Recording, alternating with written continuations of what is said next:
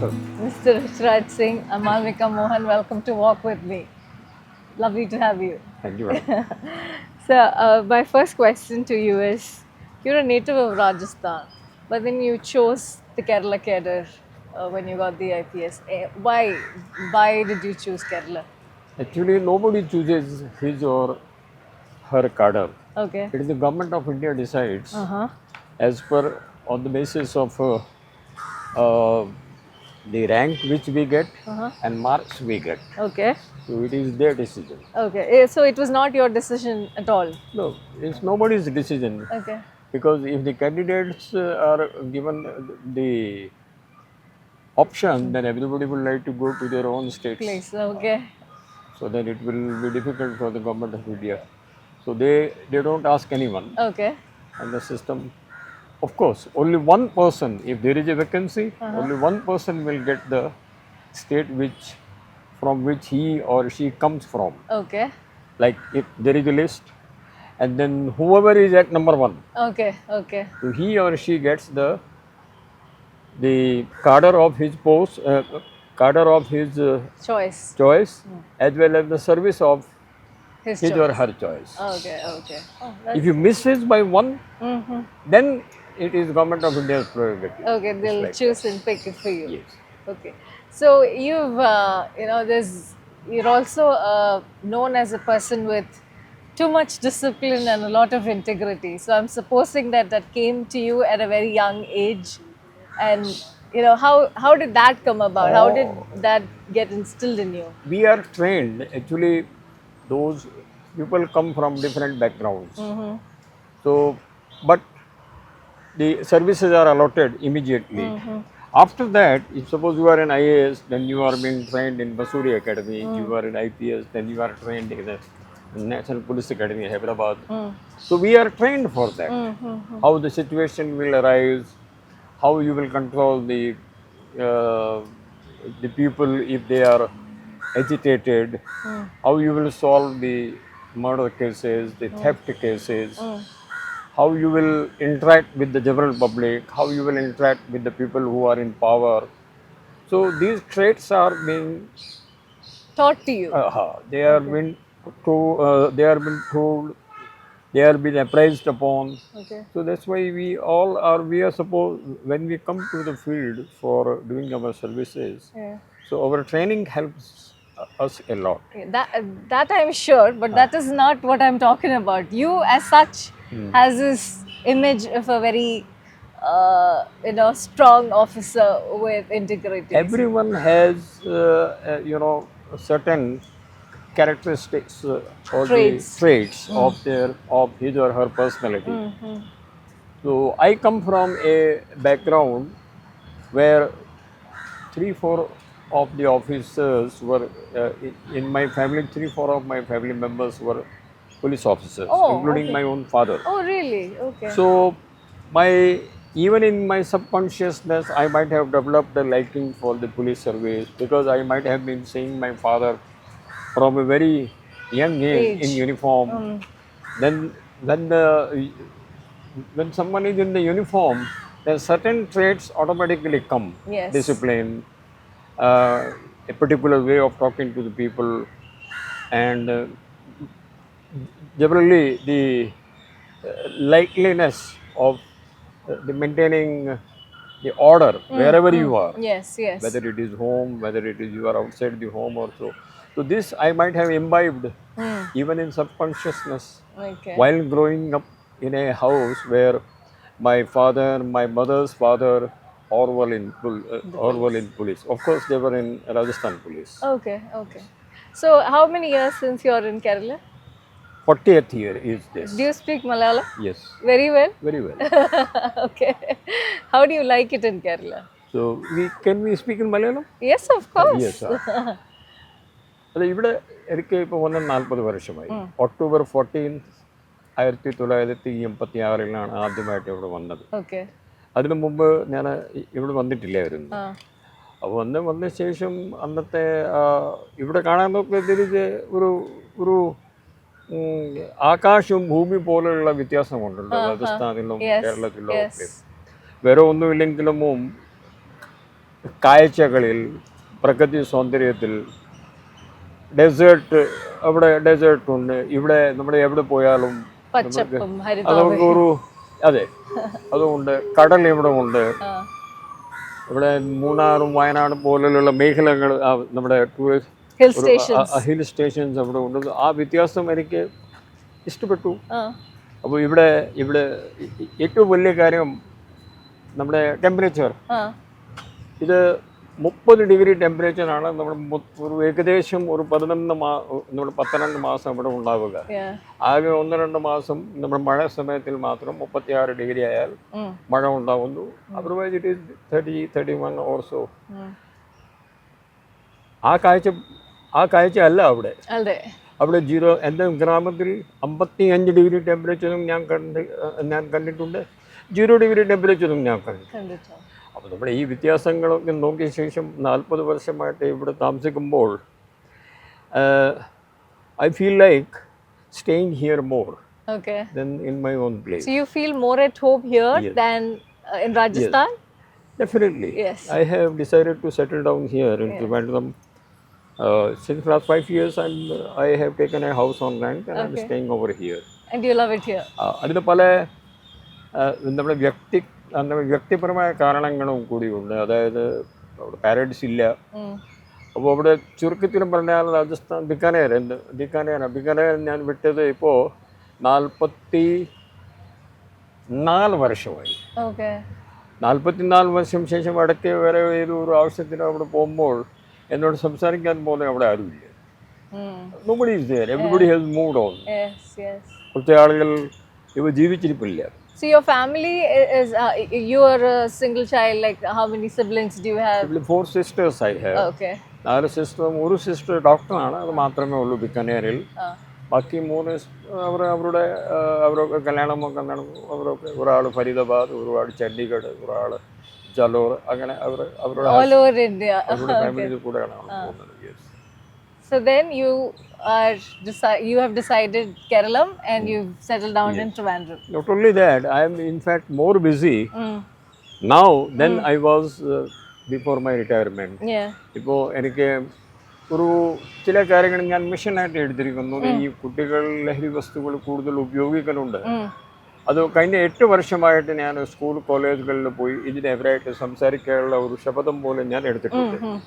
അതിൻ്റെ ഭാഗമായിട്ട് ഇപ്പോൾ 5500 സ്കൂൾ കോളേജുകളിൽ ഞാൻ കഴിഞ്ഞ 8 വർഷത്തിൽ സന്ദർശിച്ച് കഴിഞ്ഞു. 5500. Wow. I wanted to ask you about that, as in after your retirement, അതുകൊണ്ട് your course is this. This is one. And secondly, ഒരു സിവിൽ സർവീസ് അക്കാഡമി ഞാൻ അതിന് മെന്ററും ഞാൻ കൂടി. ഈ 2 കാര്യത്തിലാണ് ഞാൻ കൂടുതൽ ബിസി ആവുന്നത്. So how do you find it? ഇപ്പം ഇത്രയും 8 വർഷമായിട്ട് you've been coaching children against drugs, അല്ലേ? അതിൻ്റെ ദോഷഫലങ്ങളെക്കുറിച്ചും കമ്മ്യൂണിറ്റിയിൽ അവർക്ക് അത് ഉണ്ടാക്കുന്ന ഇഷ്യൂസിനെ കുറിച്ചുമൊക്കെ. So do you think in the past 8 years there has been a lot of difference in the way the kids perceive it? Definitely. സ്കൂളുകളിൽ പോകുമ്പോൾ കുട്ടികൾ എന്നോട് ചോദിക്കുന്നത് ആക്ച്വലി അവർക്ക് മോട്ടിവേഷന് വേണ്ടി അവർ പ്രതീക്ഷിക്കുന്നത് കുറേ വേറെ ആളുകളും കൂടിയാണ്. അവർ പറയുന്നത് സാർ ഞങ്ങൾക്ക് യൂണിഫോമിൽ വന്നിട്ട് ഞങ്ങളോട് ആരും സംസാരിക്കുന്നില്ല. സാർ ഇടയ്ക്ക് വന്ന് പോകുന്നു. ഈ 5500 സ്കൂളിൽ ചില സ്കൂളുകളിൽ ഇപ്പോൾ 1-നേക്കാൾ കൂടുതൽ പ്രാവശ്യം എനിക്ക് പോകേണ്ടി വന്നു. അപ്പം ഞാൻ പറഞ്ഞു what do you mean?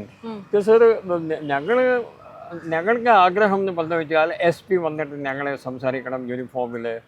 Local DYSP, NCCയിലുള്ള വലിയ സാർ, മേജർ സാറോ ഒരു കമാൻഡൻറ്റ് സാറോ ഒക്കെ വന്നിട്ട് യൂണിഫോമിൽ വന്ന് ഞങ്ങളോട് സംസാരിച്ചാൽ ഞങ്ങൾക്ക് അത് അവരോട് സംസാരിക്കാതെ ഒരു താല്പര്യമുണ്ട്. പക്ഷേ ആരും പറഞ്ഞില്ല. ഞാൻ സ്കൂൾ പ്രിൻസിപ്പളിനോടും ഞാൻ പറഞ്ഞിട്ടുണ്ട്. അവർക്ക് അത്രയും ചില ആളുകൾക്ക് അത്രയും വിഷൻ പോലും ഇല്ല. ഞാൻ ആരെ വിളിക്കണോ ആളെ വിളിക്കാതെ ഇരിക്കണോ എന്ന് പറഞ്ഞിട്ട് അവരാകെ ചെയ്യുന്നത് സ്കൂളിലെ ഒരു വാർഷികമുണ്ടാവും. ആ വാർഷികത്തിൽ ചിലപ്പോൾ ഒരു ലോക്കൽ MLAയോ മന്ത്രിയോ വിളിച്ചിട്ട് അവർ വിചാരിക്കുന്നു അവരുടെ ദൗത്യം കഴിഞ്ഞു എന്ന്. അതല്ല. അപ്പോൾ ഞങ്ങൾ അവിടെ പോകുമ്പോൾ ഇതിന് ലഹരി വസ്തുക്കളുടെ ഉപയോഗത്തിൽ മാറ്റം തീർച്ചയായിട്ടും ഞാൻ കാണുന്നുണ്ട്. കാരണം സ്കൂളിൽ പോയാൽ അവരോട് ആദ്യം ഞാൻ ചോദിക്കുന്നതിന് ആദ്യ ചോദ്യം ഇതാണ് കുട്ടികളെ, ഇത് എന്താണ് നമ്മുടെ മയക്കുമരുന്ന് എന്താണ്, സാധാരണ മരുന്നുകൾ എന്താണ്, അതിന് വ്യത്യാസം എന്താണ്, അതുപോലെ അവർക്കറിയില്ല. അവരോട് കുട്ടും പറഞ്ഞിട്ട് ഒരു കാര്യവുമില്ല. വാട്ട് അവർക്ക് അതിന് സംബന്ധിച്ച് അപ്പോൾ ഞാനാണ് അവരോട് പരിഭാഷ പോലെ പറഞ്ഞു കൊടുക്കുന്നത്. ഇത് നമ്മുടെ പ്ലാന്റ് ബേസ്ഡ് നമ്മുടെ മരുന്നുകളാണ്. ഈ കഞ്ചാവ്, ഹെറോയിൻ, ബ്രൗൺ ഷുഗർ ഇതെല്ലാം ഏതോ ഒരു പ്ലാന്റിൻ്റെ പൂവായിട്ടും നമുക്ക് ഒരു ഡ്രഗ് ഉണ്ടാക്കാൻ കഴിയും. അതിൻ്റെ ബോഡി കൊണ്ടും നമുക്ക് ഡ്രഗ് ഉണ്ടാക്കാൻ കഴിയും. ഇതൊക്കെയാണ്. ഇതെല്ലാം ഈ ഹെറോയിൻ, ബ്രൗൺ ഷുഗറൊക്കെ എല്ലാം നമ്മുടെ ഈ പുറത്തു നിന്ന് നമ്മുടെ ഏതോ നമ്മുടെ കൊക്കോ ട്രീ കൊണ്ടും ഇല്ലെങ്കിൽ വേറെ ഒരു പൂകൾ കൊണ്ടും ഉണ്ടാവുന്ന കാര്യങ്ങളാണ്. ഇപ്പോൾ സിന്തറ്റിക് ഡ്രഗ്സ് നമ്മുടെ ഇറങ്ങിയിരിക്കുന്നു. പിന്നെ കുറേ ടൊബാക്കോ പ്രോഡക്ട്സ് ഉണ്ട്. ഈ പാൻ പരാഗ്, പാൻ മസാല, ജർദ, ഗുട്ക, ഖേനി, ഹാൻസ്. അപ്പോൾ 3-4 തരത്തിലുള്ള ഡ്രഗ്സും ഉണ്ട്. കുട്ടികളിന് അത് അറിവ് പോലുമില്ല. അത് പറയുമ്പോഴാണ് അവർ പറയുന്നത്, ആ സാർ ഇതിനകത്ത് കുറേ സാധനങ്ങൾ ഞങ്ങളുടെ സ്കൂളിൻ്റെ തൊട്ടടുത്തുള്ള പെട്ടിക്കടകളിലും ഉണ്ട്, തട്ടക്കടകളിലും ഉണ്ട്. Once they hear from mean then they say sir ഇത് ഡ്രഗ് ആയിരുന്നു, ഞങ്ങളെ അറിയില്ലായിരുന്നു, ഞങ്ങളത് കഴിക്കില്ലായിരുന്നു സർ, ഇന്ന് മുതൽ ഞങ്ങൾ കഴിക്കില്ല എന്ന് പറഞ്ഞിട്ട് സംഭവം. കേരളത്തിൻ്റെ മിക്കവാറും എല്ലാ തട്ടക്കടകളിൽ, പെട്ടിക്കടകളിൽ, സ്പെഷ്യലി സ്കൂൾ കോളേജിൻ്റെ 100-200 മീറ്ററിൻ്റെ വിസിനിറ്റിയിലുള്ള സാധ്യത അവർക്കറിയാം. ടാർഗറ്റ് ഓഡിയൻസ് ആണ്. മാഫിയ ഒരു കാര്യം, ഇതൊരു വളരെ സുനിയോജിതമായ രീതിയിൽ ചെയ്യുന്ന ഒരു വ്യാപാരമാണ്. 45 ലക്ഷം കുട്ടികൾ കേരളത്തിൽ എപ്പോഴും ഉണ്ടാവും. 45 ലക്ഷം കുട്ടികളെ മാത്രം നമ്മൾ കേന്ദ്രീകരിച്ചാൽ മതിയെന്നാണ് മാഫിയയുടെ ഒരു തീരുമാനം. അപ്പോൾ ഈ 45 കുട്ടികളെ നോക്കാനാണ് ഇവിടെ ആരും ഇല്ലെന്നാണ് ഇപ്പോൾ ഒരു സംശയം. കാരണം അവിടെ പാരൻസിന് അവരോട് സംസാരിക്കാൻ സമയമില്ല. സ്കൂളിലെ ഈ A+ ഗ്രേഡിൻ്റെ കാര്യങ്ങൾ മാത്രമേ സംസാരിക്കുകയുള്ളൂ. സ്കൂളിൽ തന്നെ ഇതിന് ഉപയോഗമുണ്ട്. നടന്ന ക്ലാസ് റൂമിൽ, ടോയ്ലറ്റിൽ, ഹോസ്റ്റലിലാണ് ഇതിന് ഏറ്റവും കൂടുതൽ ഉപയോഗം. ഇതൊക്കെയാണ് ഞങ്ങളൊക്കെ പോയി ടീച്ചേഴ്സിനോടൊക്കെ ഞങ്ങൾ പറയുക. അപ്പോൾ അവർ ഈ സ്കൂളുകളെല്ലാം അവർ കേന്ദ്രീകരിച്ച് കഴിഞ്ഞു ഈ മാഫിയകൾ. അപ്പോൾ അവരുടെ സ്കൂൾ കോളേജിൻ്റെ അടുത്തുള്ള എല്ലാ തട്ടുകടകളിലെ ഈ സാധനങ്ങൾ തീർച്ചയായിട്ടും ഉണ്ടെന്ന് സംശയമൊന്നും വേണ്ട. സോ വാട്ട് ഇസ് ഇപ്പം സാർ സ്കൂൾസായിട്ട് അസോസിയേറ്റ് ചെയ്ത് വർക്ക് ചെയ്യുന്നുണ്ട് ഇതിന് വേണ്ടിയിട്ട്. Are you also working in partnership with the police force to do something about this? അവരോട് പോകുമ്പോൾ ഞാൻ അതിന് ഒരു നമ്പറുണ്ട്, 9447178000. Let the viewers from this channel also know about it. 9447178000. ഈ നമ്പറിൽ ഇത് ഞാൻ all Kerala control excise control room ഉണ്ടാക്കിയ ഒരു നമ്പറാണ്. അതിനകത്ത് ആരും എന്ത് പരാതി, ഇതിൻ്റെ വിൽപ്പന, ഇതിൻ്റെ നമ്മുടെ വിതരണം, ഉപയോഗം എവിടെയെങ്കിലും കാണുകയാണെങ്കിൽ ഈ നമ്പറിൽ പറഞ്ഞാൽ തീർച്ചയായിട്ടും നടപടി ഉണ്ടായിരിക്കും. ഈ കാര്യമാണ് ഞാൻ ഹെൽപ്പ് ലൈൻ. അതെ. അപ്പം ഞാൻ പോകുമ്പോൾ ചിലപ്പോൾ ഹെഡ് മാസ്റ്റർ, പ്രിൻസിപ്പൽ എന്നോട് പറയും, ഞങ്ങളുടെ ഈ കടകളിൽ, അടുത്തുള്ള കടയിലെ ശല്യമുണ്ട്. അപ്പോൾ തന്നെ ഞാൻ ലോക്കൽ SIനെയാണ് ഈ കാര്യം അറിയിക്കുന്നു. കാരണം സർക്കാർ ഒരു നിയമം ഉണ്ടാക്കിയിട്ടുണ്ട്. ഇത് ഒരു ലോക്കൽ സബ് ഇൻസ്പെക്ടർ, പിന്നെ ലോക്കൽ എക്സൈസ് റേഞ്ച് ഓഫീസിൽ ലഹരിയെ സംബന്ധിച്ച് എന്തെങ്കിലും ഒരു ഇൻഫോർമേഷൻ കിട്ടിയാൽ നടപടി എടുത്തേ മതിയാവും. It is their prime duty. അപ്പോൾ ഞങ്ങൾ അവരെ അറിയിക്കുന്നു, ഇല്ലെങ്കിൽ ഞാൻ അവരെ അറിയിക്കുന്നു. അപ്പോൾ ആ ദിവസത്തിൽ പോയ ആ സ്കൂളിലെ ചില കാര്യങ്ങൾ നമുക്ക് കൈകാര്യം ചെയ്യാൻ നമുക്ക് സാധിക്കുന്നുണ്ട്. അങ്ങനെയാണ് ഇതൊക്കെ കുറക്കുക. അപ്പോൾ ഇത് ഞാൻ മാത്രം ഒരു റിട്ടയർഡ് പോലീസ് ഓഫീസർ മാത്രം ചെയ്യുകയാണെങ്കിൽ ഒന്ന് ആലോചിച്ച് നോക്കൂ. സ്കൂളുകളിൽ സർവീസ് ചെയ്യുന്ന police officers, excise officers, collectors, sub collectors, SP അവരെല്ലാം ഓരോരോ സ്കൂളിൽ പോവുകയാണെങ്കിൽ, ഞാൻ ഒരു സജഷൻ ഗവൺമെൻറ്റിനോട് ഞാൻ പറഞ്ഞു, നമ്മളെല്ലാം മലയാളികൾ ഏതോ ഒരു സ്കൂളിൽ നമ്മൾ കേരളത്തിൽ നമ്മൾ പഠിച്ചിട്ടുണ്ടല്ലോ. കഴിഞ്ഞ ഒരു 60 വർഷത്തിൽ 70 വർഷത്തിൽ ഒത്തിരി ആളുകൾ റിട്ടയറും ചെയ്തിട്ടുണ്ട്. ഇപ്പോൾ അവരുടെ അയൽവാസത്തിൽ അവർ താമസിക്കുന്നുണ്ട്. ഓരോ ആൾ സർവീസിൽ ജോലി ചെയ്യുന്ന ഓരോ ആൾ, സർവീസ് റിട്ടയർ ചെയ്ത ആളായാലും ഇല്ലെങ്കിൽ സർവ് ചെയ്യാനുള്ള ആളും ഓരോ സ്കൂൾ ദത്തൊക്കെ എടുത്താൽ മതി. Like a neighborhood watch. ഒറ്റ സ്കൂളിലെ ഒരു ഓഫീസർ വേറെ ഒന്നും ചെയ്യാനില്ല. അവർ ഇടയ്ക്ക് ഒരു മാസത്തിൽ 3 മാസത്തിൽ ആ സ്കൂളിൽ പോവുക. അവർക്ക് ഇതിനെ സംബന്ധിച്ച പ്രശ്നങ്ങളുണ്ടോ ആ ആൾ ചിലപ്പോൾ പിന്നെ അടുത്ത് സബ് ഇൻസ്പെക്ടറോ അല്ലെങ്കിൽ എക്സൈസ് ഓഫീസറോ വിളിച്ചിട്ടൊക്കെ സംസാരിച്ചിട്ട് ഒരു ഈസി ആയിട്ട് ഇത് കൺട്രോൾ ചെയ്യാനേ ഉള്ളൂ. പോകുന്നില്ല ആരും. So that is a big gap that you see in the system, അല്ലേ? പിന്നെ ഗവൺമെൻറ്റിന് എന്തെല്ലാം ചെയ്യാൻ പറ്റും? ഗവൺമെൻറ്റിന് ചെയ്യാനുള്ള കാര്യങ്ങൾ ഗവൺമെൻറ് ചെയ്ത് കഴിഞ്ഞു. ഗവൺമെൻറ്റിൻ്റെ ചെയ്യാനുള്ളത് ഇവിടെ ചില ആളുകൾ നമ്മൾ സംസാരിക്കുന്നത് നിങ്ങൾ കഴിക്കാതെ ഇരിക്കരുത്. പക്ഷെ ചില ആളുകൾ പട്ടുപോയിനെ ഇരിക്കട്ടെ. 10% കുട്ടികൾ 45 ലക്ഷത്തിൽ 10% കുട്ടികൾ ഇത് സ്ഥിരമായിട്ട് അവർ കഴിക്കുന്നുണ്ട്. അഡിക്ഷനാണ്. അപ്പോൾ 45,000 ആളുകൾ ഓൾറെഡി ഇത് ഒരു കഴിച്ചുകൊണ്ടിരിക്കുകയാണ്. ചില ആളുകൾ ഇതിൻ്റെ എടിമയായിട്ടുണ്ട്. അവരെ ചികിത്സിപ്പിക്കാനുള്ള ഒരു സൗകര്യം ഇവിടെ ഇല്ലായിരുന്നു till I become excise commissioner. അപ്പോൾ ബഹുമാനപ്പെട്ട ചീഫ് മിനിസ്റ്റർ സാർ എന്നോട് ചോദിച്ചു, നമ്മൾ എന്ത് ചെയ്യണം? ഞാൻ ഒരു സ്കീം തയ്യാറാക്കി തരാം. You please give me A scheme. നിങ്ങൾ താങ്കൾ പറഞ്ഞ പോലെ ഞങ്ങളെല്ലാം ചെയ്തു തരാമെന്ന്. 100 കോടി രൂപയുടെ ഞങ്ങൾ ഒരു സ്കീം തയ്യാറാക്കി വിമുക്തിൻ്റെ പേരിൽ. ചീഫ് മിനിസ്റ്റർ സാറിന് പറഞ്ഞു, അതിൻ്റെ ഡേറ്റ് വരെ ഓർമ്മ ഉണ്ട്. നവംബർ 20 സെനറ്റ് ഹാളിൽ 2016 വിമുക്തിൻ്റെ ഉദ്ഘാടനവും സാർ നടത്തി. അതിൻ്റെ പേരിൽ ഞങ്ങൾ ചെയ്ത കാര്യം, ഞങ്ങളുടെ സ്കൂൾ കോളേജുകളിൽ ലഹരി വസ്തുവെ നമ്മൾ കഴിക്കാതെ ഇരിക്കാൻ ഈ കുട്ടിയെ വരെ ഏതോ ഒരു ഫീൽഡിലേക്ക് നമ്മൾ അയക്കണം. അത് ആ ഫീൽഡാണ് ഏറ്റവും വലിയ ഫീൽഡാണ് സ്പോർട്സ്. അപ്പോൾ 8 സ്പോർട്സ് ഞങ്ങൾ എല്ലാ സ്കൂളുകളിലെ കമ്പൽസറി ആക്കി ഞങ്ങൾ ടൂർണമെൻറ്റ് നടത്തി. അവരോട് ഞങ്ങൾ പൈസ കൊടുത്തു. 3000 സ്കൂളുകളിൽ ഞങ്ങൾ ആൻറ്റി ഡ്രഗ് ക്ലബ്സ് ഉണ്ടാക്കി. പ്രിൻസിപ്പലിനോട് പറഞ്ഞു ഈ ക്ലബിലുള്ള കൊള്ളാവുന്ന കുട്ടികളും ടീച്ചർ മെമ്പറാക്കി അവർ സ്കൂളിൻ്റെ കാര്യങ്ങൾ അവിടെ നോക്കണം. അതും കുട്ടികളെ ആരും കഴിക്കുന്നുണ്ടോ ഇല്ലയോ അത് കണ്ടുപിടിക്കണം. പിന്നെ 14 ജില്ലകളിൽ most important 14 de addiction centres ഞങ്ങൾ 6 മാസത്തിൽ തുടങ്ങി. വിമുക്തിയുടെ ഈ ഡി അഡിക്ഷൻ സെൻറ്റർ എന്ന് പറയുന്നത് ഒരു ഇത്തിരി കോംപ്ലിക്കേറ്റഡ്. ഇത് നമ്മുടെ നാഷണൽ അതിൻ്റെ ഒരു ഡെഫിനേഷനുണ്ട്. Mental health act. Government of ഇന്ത്യയുടെ മെൻ്റൽ ഹെൽത്ത് ആക്ടിലെ ഡി അഡിക്ഷൻ കേന്ദ്രത്തിൻ്റെ പരിഭാഷ ഉണ്ട്. ഏതോ ഒരാളെ കുറേ നമ്മൾ മദ്യപാനികളെ കൊണ്ടുവന്നിട്ട് ചില സെൻറ്റേഴ്സ് നമ്മുടെ ക്രിസ്ത്യൻ മിഷണറീസും പിന്നെ ഈ JDT ഇസ്ലാം പോലെയും പിന്നെ ഇവിടെ കുറേ NSS കേന്ദ്രങ്ങളൊക്കെ അവർ നടത്തുന്നുണ്ട്. അതല്ല, അതിനകത്ത് ഒരു ഡി അഡിക്ഷൻ സെൻറ്റർ ആണെങ്കിൽ 20 ആളുണ്ടായിരിക്കണം. ഈ 20 ആൾ ആരൊക്കെ ആയിരിക്കണമെന്ന് എഴുതിയിട്ടുണ്ട്. ഒരു MBBS ഡോക്ടർ 24 മണിക്കൂറായിരിക്കണം. ഒരു സൈക്കാട്രിസ്റ്റ് എല്ലാ ദിവസവും ഇല്ലെങ്കിലും ഒരാഴ്ചയിൽ 2-3 ദിവസം സന്ദർശിക്കാനുള്ള ഏർപ്പാടുണ്ടാവണം. പിന്നെ ഒരു സോഷ്യോളജിസ്റ്റ് ഉണ്ടായിരിക്കണം. പിന്നെ ഒരു സൈക്കോളജിസ്റ്റ് ഉണ്ടായിരിക്കണം. 5-6 മെയിൽ നഴ്സ് ഉണ്ടായിരിക്കണം. 5-6 ഫീമെയിൽ നഴ്സ് ഉണ്ടായിരിക്കണം. 10 മിനിമം ബെഡ് ഉണ്ടായിരിക്കണം. ഒരു കെട്ടിടം ഉണ്ടായിരിക്കണം. കെട്ടിടത്തിൻ്റെ ഒരു പാരപ്പേറ്റ് വാൾ ഉണ്ടായിരിക്കണം. ഒരു ഗേറ്റ് ഉണ്ടായിരിക്കണം. സെക്യൂരിറ്റി ഉണ്ടായിരിക്കണം. ഇത് ഞങ്ങൾ 14 ജില്ലകളിൽ സെൻറ്റർ ഞങ്ങൾ തുടങ്ങി.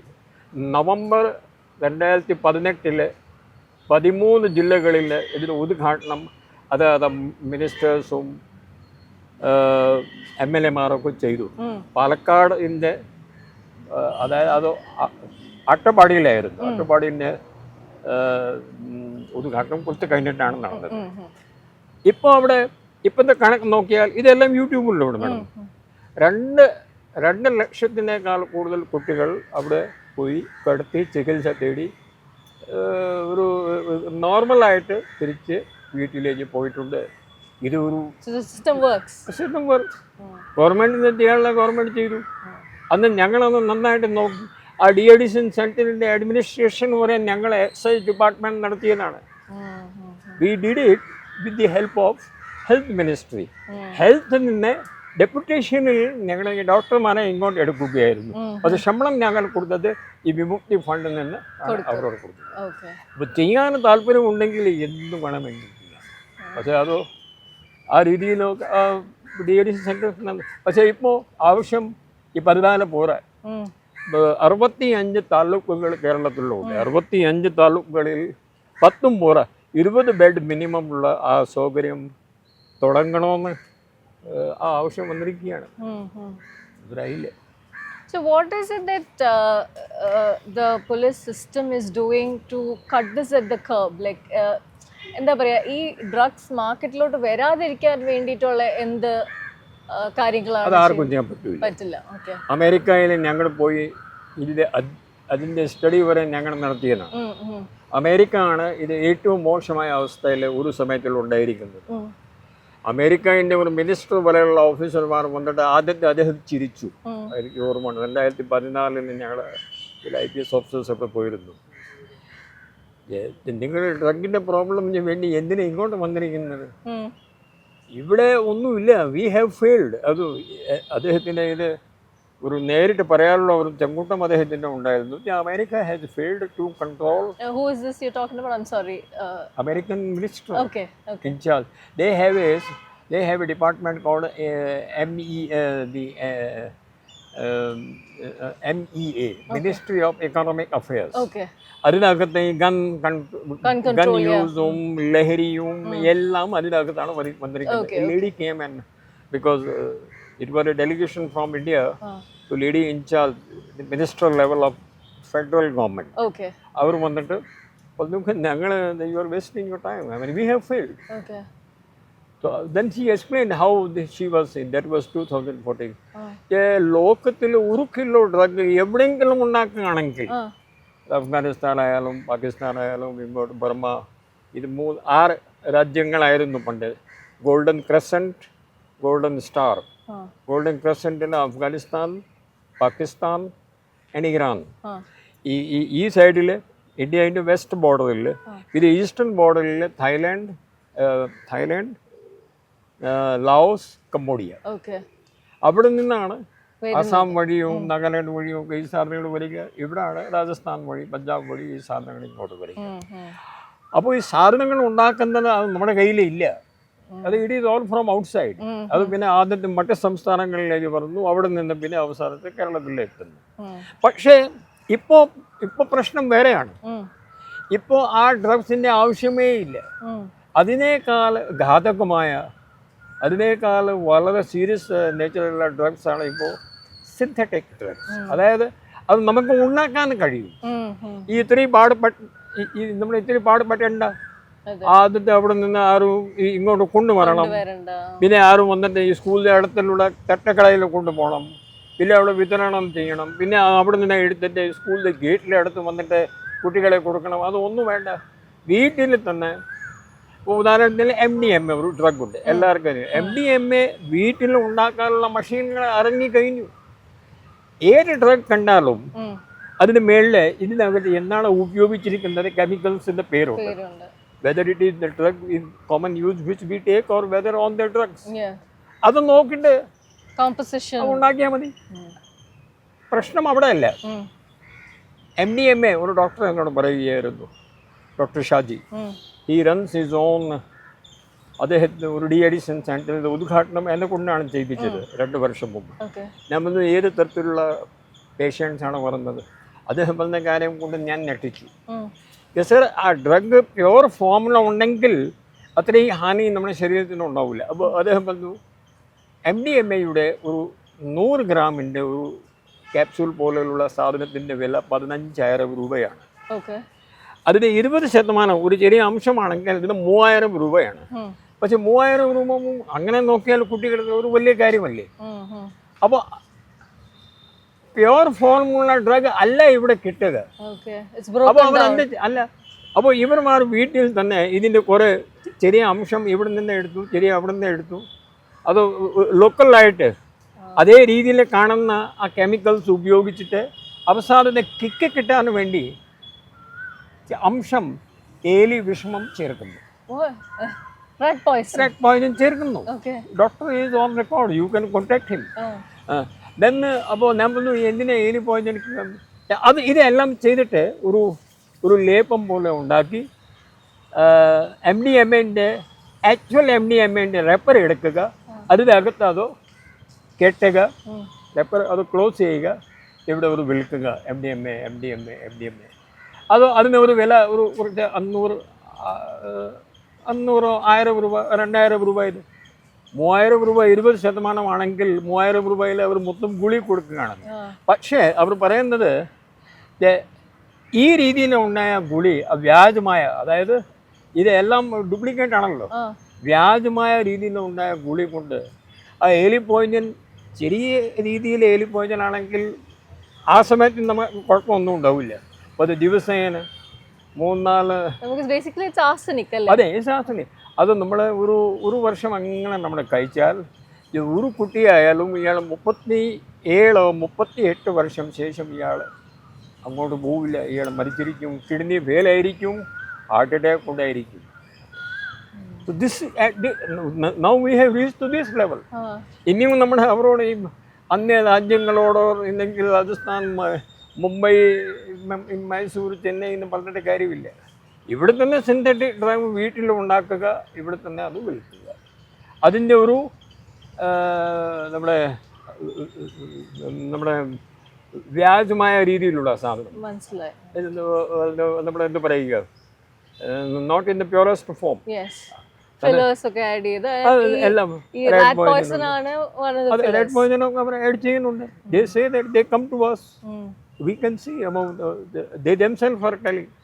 സോ ഭയങ്കര ഹെവി ആയിപ്പോയി, മനസ്സിന് വിഷമം ഉണ്ടാക്കുന്ന.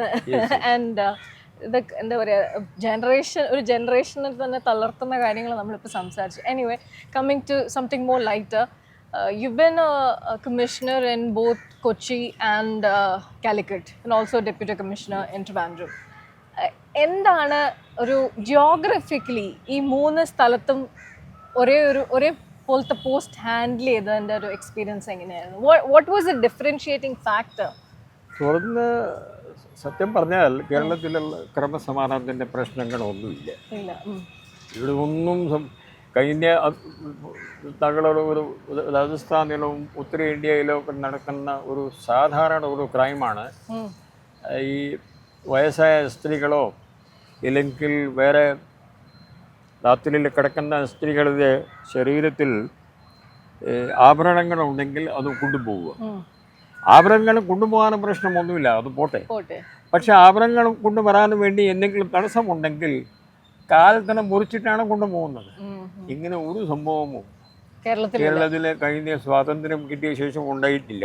ഒന്ന്, ഇവിടെ കത്തി കാണിച്ചിട്ട് പിസ്റ്റൾ കാണിച്ചിട്ടോ ഒക്കെ ആരോ ഒക്കെ ഇങ്ങനെ പൈസ എടുത്തിട്ട് കൊണ്ടുപോയെന്ന് വന്നിട്ട് നമ്മൾ ഇതുപോലെ അങ്ങനെയുള്ള ഒരു ഹീനമായ ക്രൈംസ് കേരളത്തിൽ ഉണ്ടാവുന്നില്ല.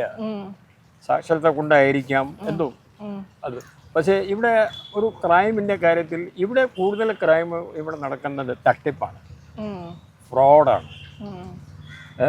പൈസ കൊടുത്തിട്ട് പൈസ തിരിച്ച് തരുന്നില്ല എന്നാണ്. ഇപ്പോൾ സൈബർ തട്ടിപ്പൊക്കെ നമ്മൾ കാണുന്നില്ല. ഇങ്ങനെയൊക്കെയുള്ള, അതായത് നമ്മൾ തലച്ചോറ് ഉപയോഗിച്ച് ചെയ്യുന്ന കൾച്ചറലി റിച്ച് ആയിട്ടുള്ള സൊസൈറ്റി ആയതുകൊണ്ടായിരിക്കും ആ കുറ്റങ്ങൾ ഇവിടെ ഇപ്പോൾ കൂടുതൽ. അത് എല്ലാ സ്ഥലത്തും കൂടിയാണ്, പക്ഷേ കേരളത്തിൽ ഇപ്പോൾ കൂടുതലാണ്. 25,000 കഴിഞ്ഞ വർഷം മാത്രം 25,000 crore rupees പൈസ നാട്ടുകാരുടെ കയ്യിൽ നിന്ന് ഈ സൈബർ ഫ്രോഡ് കൊണ്ട് മാത്രം ആളുകളുടെ കയ്യിൽ നിന്ന് പൈസ പോയിട്ടുണ്ട്. പിന്നെ കിട്ടാനാണെങ്കിൽ അത് വലിയ പാടായിരിക്കും. കാരണം ഇതിൻ്റെ ഈ ഉപകരണങ്ങളൊക്കെ ഇതൊക്കെ നമ്മുടെ ഈ സെർവറൊക്കെ ഇന്ത്യയിൽ ഇല്ല, അത് വേറെ എവിടെയൊക്കെ ഉണ്ട്.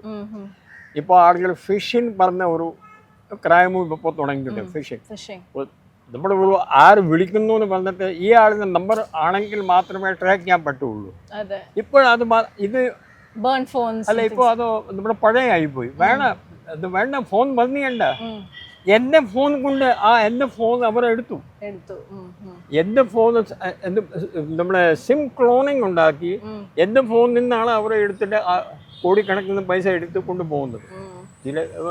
ചില ഒരു നിയമപരമായ രീതിയിൽ മുന്നോട്ട് പോകുന്ന ആളുകളിൽ നിന്നുകൊണ്ടാണ് പിന്നെ പോലീസ് പോകുന്നതൊക്കെ താങ്കളുടെ ഫോണിൻ്റെ ഇങ്ങനെ ഒരു നടത്തിയിട്ടുണ്ടല്ലോ. അതായത് this is called phishing, PHSHING.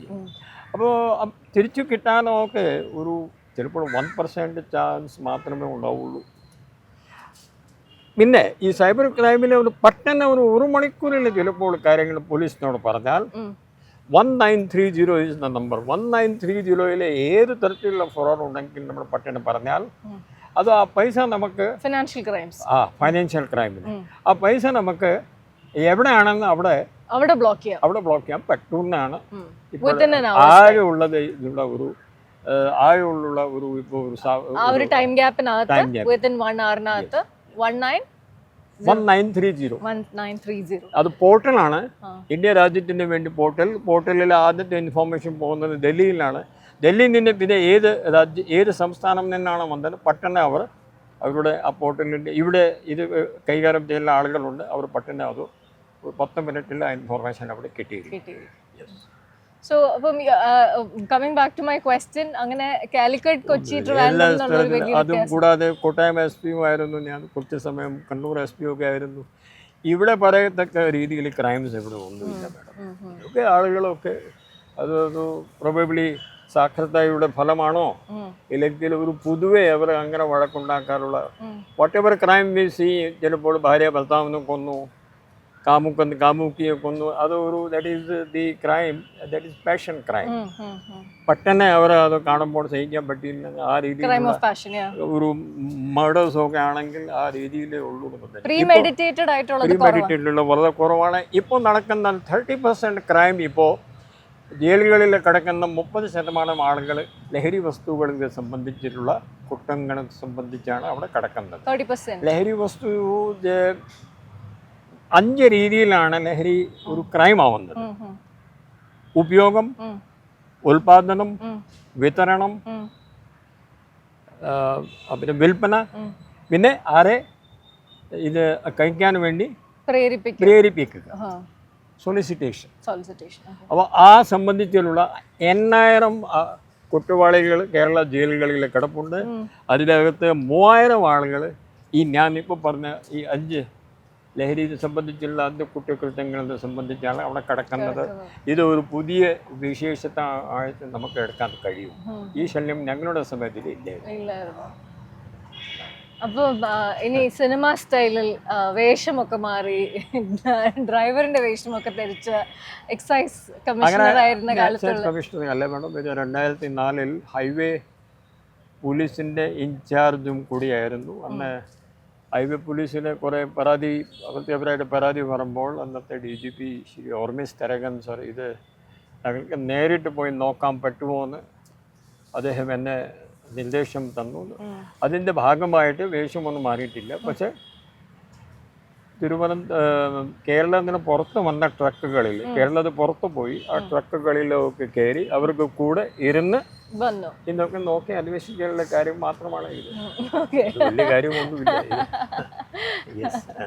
Sir, അതുപോലെ ട്രാൻസ്പോർട്ട് കമ്മീഷണർ ആയിരുന്ന സമയത്ത് what were the steps that you took to control road accidents and അതിൻ്റെ ഒരു എന്താ പറയുക ഇൻറ്റൻസിറ്റി കുറയ്ക്കാനും കാര്യങ്ങൾക്കൊക്കെ ആയിട്ട് വേണ്ടിയിട്ട് എന്താണ് വാട്ട് വർ ദി സ്റ്റെപ്സ്? നിയമങ്ങൾ എല്ലാം ഉണ്ടായിട്ടും ആരും പാലിക്കില്ലായിരുന്നു എന്നായിരുന്നു അന്നത്തെ അവസ്ഥ.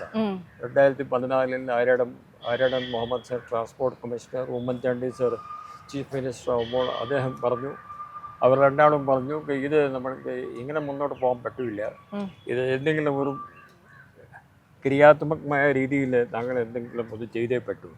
അപ്പോൾ നമ്മൾ ചെയ്യാൻ നോക്കുമ്പോൾ ഇവിടെ വരുമ്പോൾ നോക്കുമ്പോൾ ആരും ഹെൽമെറ്റ് ധരിക്കുന്നില്ല, ആരും സീറ്റ് ബെൽറ്റ് ധരിക്കുന്നില്ല, സ്പീഡ് ഗവർണർ ആരും ഘടിപ്പിക്കുന്നില്ല. അതിനെ സംബന്ധിച്ച് നിയമങ്ങളുണ്ട്, കോടതി വിധികളുണ്ട്, സുപ്രീം കോടതി പറഞ്ഞ കാര്യങ്ങളുണ്ട്. അത് മാത്രമല്ല ഒരു രാജീവ് ഗാന്ധി സാർ 1988 ഉണ്ടാക്കിയ ട്രാൻസ്പോർട്ട് ആക്ട് വരെ ഉണ്ട്. ട്രാൻസ്പോർട്ട് ആക്ടിന് അന്ന് 88 എഴുതി അദ്ദേഹം ഒന്നും ചെയ്യപ്പെടുന്നില്ല. അപ്പം ഞാൻ ആകെ ചെയ്തത് സർക്കാരിൻ്റെ നോട് ഇൻഫോം ചെയ്തിട്ട് എല്ലാം നമ്മൾ നടപ്പാക്കാൻ പോവുകയാണ്. കുറേ പ്രശ്നങ്ങളുണ്ടാവും. They gave us go ahead. പിന്നെ ഞങ്ങളത് ഒരു ആഴ്ചയിൽ എല്ലാം നടപ്പിലാക്കി. അതിൽ കുറേ കേരളത്തിൽ ബന്ദ് വരെ ഉണ്ടായതാണ്. ഈ നമ്മുടെ ഈ ഹെൽമെറ്റ് നിർബന്ധമാക്കിയപ്പോഴൊക്കെ ഞങ്ങൾ ലൈസൻസ് ക്യാൻസൽ ചെയ്യാൻ തുടങ്ങി. അതിനകത്ത് വകുപ്പുണ്ട്, ട്രാൻസ്പോർട്ട് കമ്മീഷണർക്ക് ഹെൽമെറ്റ് ധരിക്കാനും പറഞ്ഞിട്ട് ഒരു സമയം കഴിഞ്ഞ ശേഷം അത് ക്ലാസ് നമ്മുടെ ലൈസൻസ് 3 പ്രാവശ്യം അങ്ങനെയാണല്ലോ അല്ലേ? 3 പ്രാവശ്യം പിടിക്കപ്പെട്ടാൽ അത് ഞങ്ങൾ അത് ചെയ്യാൻ തുടങ്ങിയപ്പോൾ പിന്നെ അവർ മനസ്സിലായി that you were serious about the business. 100% helmet ധരിക്കുന്ന ആൾ ഒരു വർഷം ശേഷം ഞാൻ അവിടുന്ന് പോകുമ്പോൾ 97% ആളുകൾ ധരിക്കാൻ തുടങ്ങി, 3% മാത്രമേ ബാക്കി ഉണ്ടായിരുന്നു. That is wonderful. 30,000 ബസ്സുകൾ അന്ന് ലൈൻ ബസ്സുകൾ ഉണ്ടായിരുന്നു കേരളത്തിൽ. എല്ലാത്തിനും സ്പീഡ് ഗവർണർ ഘടിപ്പിച്ചു. സ്പീഡ് ഗവർണർ എന്ന് പറയുന്നത് 60 കിലോമീറ്റർ ആയ ശേഷം പിന്നെ സ്പീഡ് കൂടുന്നില്ല. പിന്നെ സീറ്റ് ബെൽറ്റ് മിനിമം ഫ്രണ്ട് സീറ്റിൽ ഇരിക്കുന്ന ആളുകൾക്ക് നിർബന്ധമാണ്. അതുകൊണ്ട് ഏകദേശം 30% അപകടങ്ങൾ കുറഞ്ഞു നമുക്ക് എല്ലാവർക്കും അറിയാവുന്ന കാര്യമാണ്. Lovely. So, Atal Bihari Vajpayee sir kude you were part of the SPG. Tell me something. Talk to me about that experience. He was a great statesman. അതായത് അപ്പോൾ നമ്മുടെ ഒരു SPG എന്ന് പറയുന്നത് സ്പെഷ്യൽ പ്രൊട്ടക്ഷൻ ഗ്രൂപ്പാണ്. അന്ന് SPG was providing security to the Prime Minister as well as the ex-Prime Ministers. Okay. അപ്പോൾ ഞങ്ങളൊക്കെ അവിടെ പോകുമ്പോൾ അന്ന് mister Narasimha Rao sir, VP Singh sir, Deve Gowda sir, അന്ന് എല്ലാ സെക്യൂരിറ്റി ഉണ്ടായിരുന്നു. ഇപ്പോൾ പുതിയ നിയമം അനുസരിച്ച് പ്രൈം മിനിസ്റ്ററിന് മാത്രമേ ഉള്ളൂ. അപ്പോൾ അതിന് അതിൻ്റെ ട്രെയിനിങ് ഒക്കെ വളരെ ടഫാണ്. ഒരു ഒറ്റ ഉദാഹരണം ഞാൻ പറയാം. ഞാൻ അവിടെ പോകുമ്പോൾ 85 കിലോ ആയിരുന്നു എനിക്ക്. ട്രെയിനിങ് ചെയ്തതിന് ശേഷം എനിക്ക് 68 കിലോ ആയി. 18 കിലോ പോയി. Very physically intensive training. അത് അവർ പറയുന്നതൊക്കെ നിങ്ങൾ പ്രൈം മിനിസ്റ്റർ രക്ഷിക്കുമ്പോൾ താങ്കൾക്ക് ഏതും സിറ്റുവേഷൻ വരുമല്ലോ.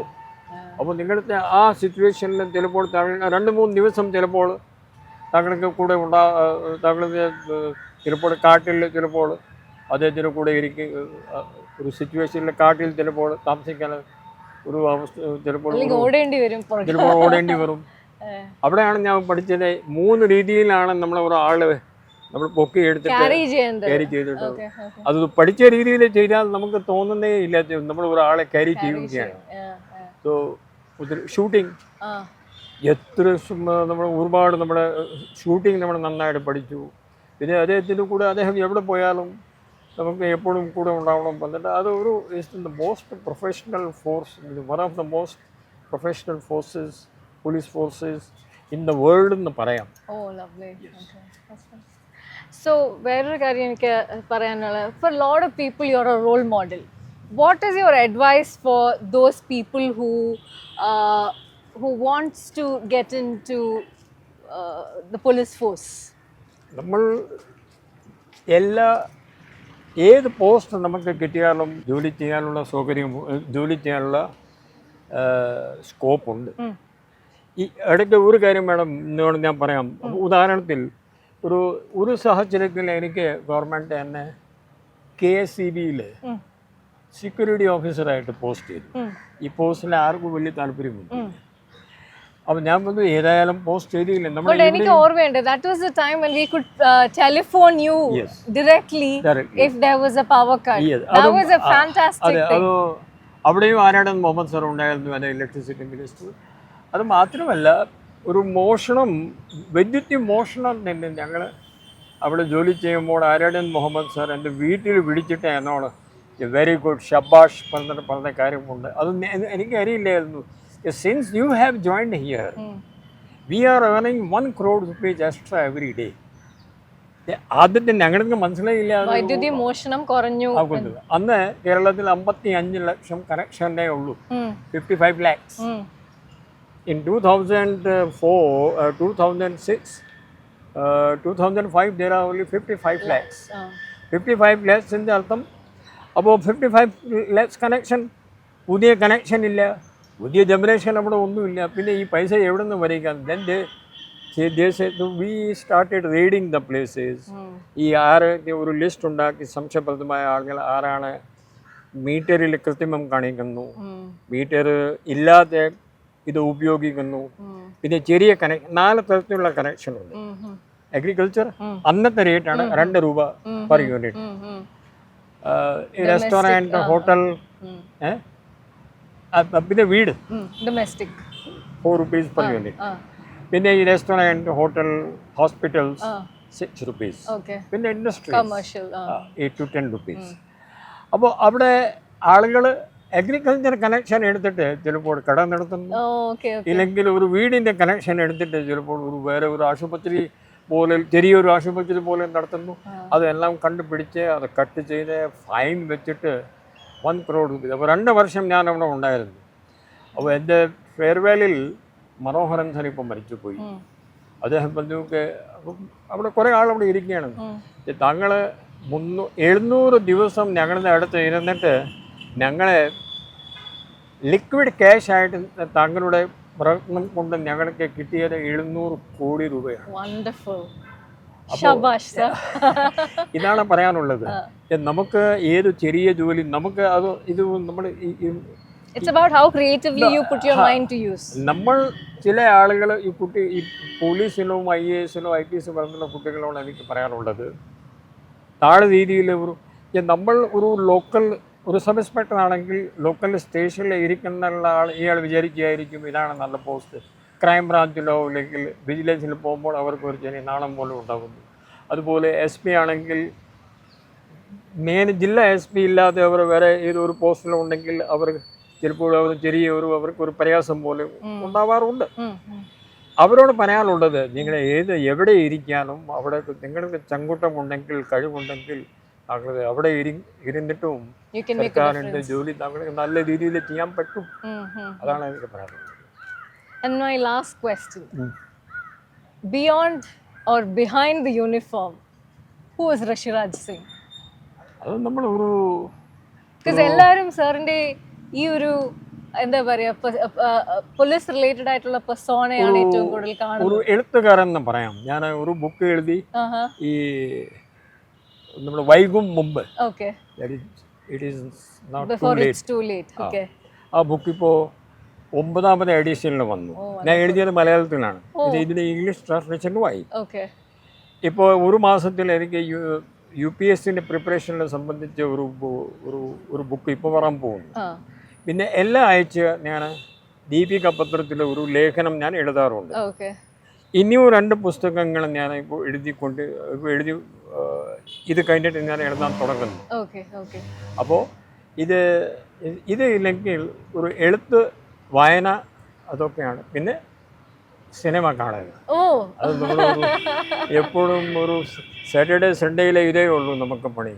വേണമെങ്കിൽ 2 സിനിമ തുടർച്ചയായിട്ടും നമുക്ക് കാണാം. So it's been wonderful talking to you. I really appreciate your time. Thank you so much for being on Walk With Me.